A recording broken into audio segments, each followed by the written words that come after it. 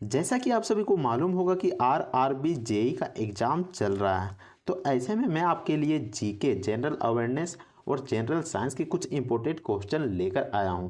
तो चलिए वीडियो को शुरू करते हैं।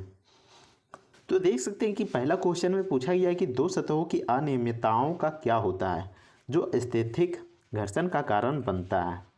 तो इसका क्या जवाब हो जाएगा? तो इसका जवाब हो जाएगा ऑप्शन नंबर डी, इंटरलॉकिंग। तो देख सकते हैं कि दो सतहों की अनियमितताओं के आपस में जुड़ने या इंटरलॉकिंग के कारण स्थैतिक घर्षण होता है।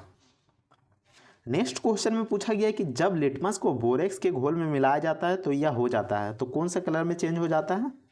तो इसका जवाब हो जाएगा option number A, blue colour है, यानी कि नीला में चेंज हो जाता है। तो देख सकते हैं कि जब लिटमस को बोरेक्स के घोल में मिलाया जाता है तो यह नीला कलर का हो जाता है। ऐसा इसलिए क्योंकि बोरेक्स का जो पीएच मान होता है वो 8 होता है, जो दर्शाता है कि यह क्षारीय प्रवृत्ति का है, यानी कि बेस है। क्षारीय घोल के लिटमस पेपर नीला हो जाता है, वही अम्लीय यानी कि एसिडिक घोल का लिटमस पेपर लाल हो जाता है। मतलब आप समझ सकते हैं कि अगर बेस होगा तो बेस में लिटमस पेपर कैसा हो जाएगा? तो नीला हो जाएगा, और एसिड होगा तो लिटमस पेपर कैसा हो जाएगा? तो लाल हो जाएगा। नेक्स्ट क्वेश्चन में पूछा गया है कि निमोनिया किसकी सूजन के कारण होता है। तो निमोनिया किसकी सूजन के कारण होता है? तो ये होता है फेफड़ा के सूजन के कारण। तो देख सकते हैं कि निमोनिया में फेफड़ों में सूजन आ जाती है। निमोनिया फेफड़ों का एक संक्रमण रोग होता है जो बैक्टीरिया या फिर वायरस या फिर कवक के कारण होता है।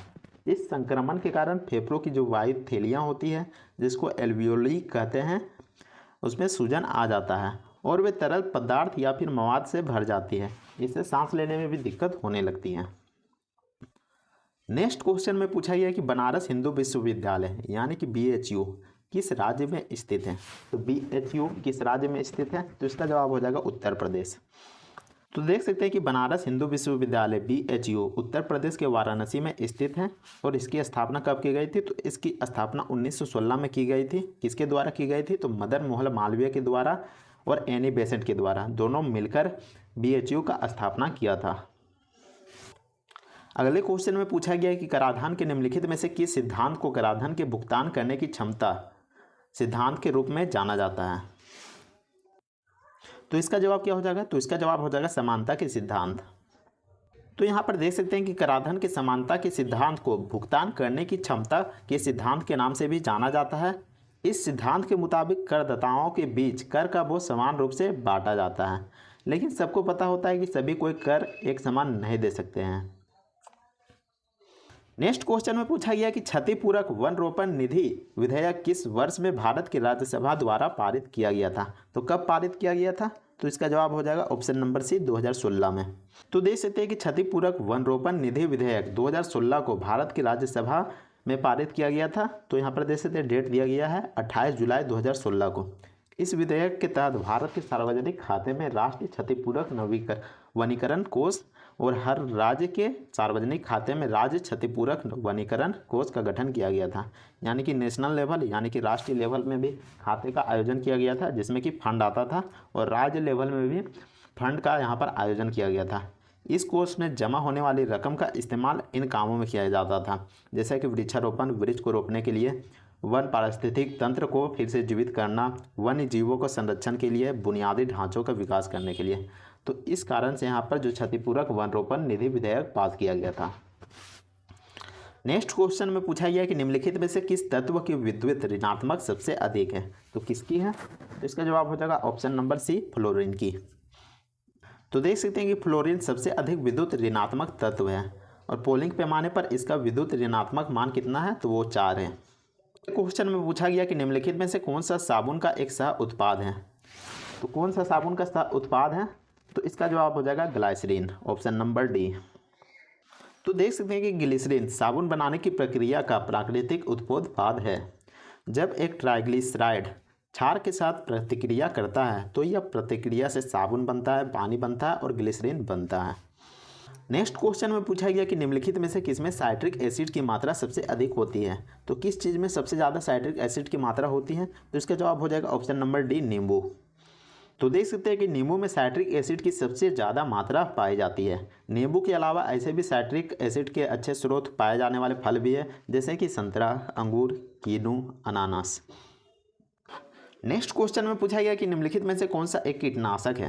तो कौन सा एक कीटनाशक है, तो इसका जवाब हो जाएगा ऑप्शन नंबर ए DDT।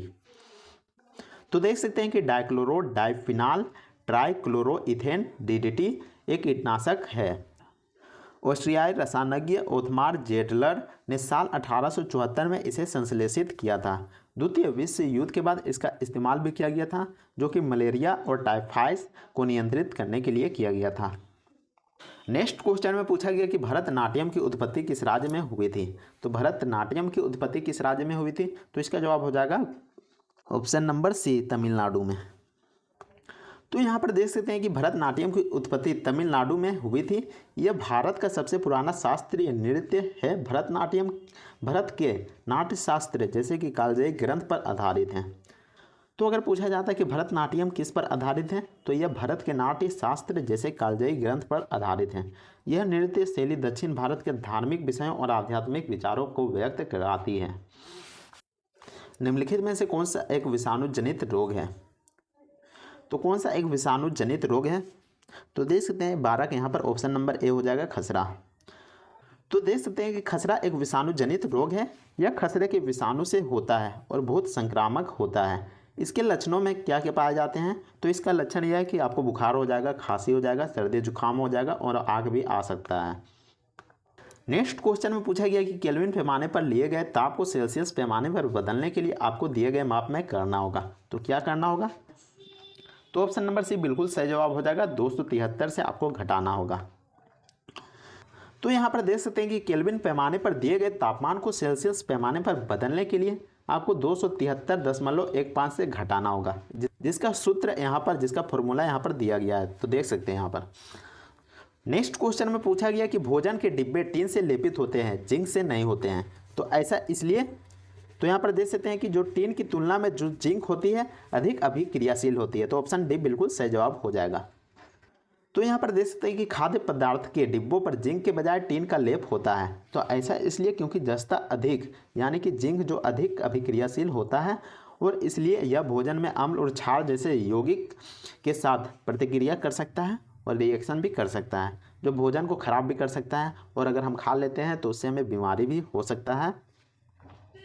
उम्मीद करते हैं कि आपको ये वीडियो पसंद आया होगा। अगर वीडियो पसंद आता है तो वीडियो को लाइक जरूर कीजिएगा। इसके अलावा चैनल को भी सब्सक्राइब जरूर कर लीजिएगा। तो मिलते हैं नेक्स्ट वीडियो में, तब तक के लिए जय हिंद, वंदे मातरम।